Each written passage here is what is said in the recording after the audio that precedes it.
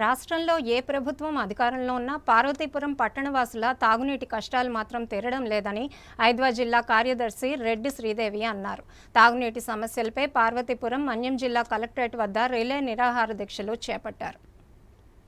దశాబ్దాల కాలంగా పార్వతీపురం మున్సిపాలిటీలో సురక్షితమైన త్రాగునీరు త్రాగేందుకు వీలు లేకుండా పరిస్థితులు ఉన్నాయని ఐద్వా జిల్లా కార్యదర్శి రెడ్డి శ్రీదేవి అన్నారు. తాగునీటి సమస్యను పరిష్కరించాలని పార్వతీపురం మన్యం జిల్లా కలెక్టరేట్ వద్ద ఐద్వా ఆధ్వర్యంలో రిలే నిరాహార దీక్షలు ప్రారంభించారు. ఈ సందర్భంగా ఆమె మాట్లాడుతూ కలుషితమైన నీటిని మున్సిపాలిటీ సరఫరా చేస్తోందని, దీంతో ప్రజలు ఎన్నో అవస్థలు పడుతున్నారని ఆవేదన వ్యక్తం చేశారు. రాష్ట్రంలో ఏ ప్రభుత్వం అధికారంలో ఉన్నా పార్వతీపురం మున్సిపల్ అధికార యంత్రాంగంలో మాత్రం మార్పు రావడం లేదన్నారు. తాగునీటి సమస్యపై ఎన్నిసార్లు విన్నవించుకున్నా కనీసం స్పందన లేదన్నారు. కూటమి ప్రభుత్వంలో రక్షిత త్రాగునీరు అందించేందుకు చర్యలు తీసుకోవాలని, లేకుంటే పోరాటం మరింత ఉధృతం చేస్తామని హెచ్చరించారు. తాగునీటి సమస్యపై అక్టోబర్ 1వ తేదీన చలో కలెక్టరేట్ కార్యక్రమాన్ని నిర్వహిస్తున్నామని, ఈ ధర్నా విజయవంతం చేయాలని ఆమె పిలుపునిచ్చారు.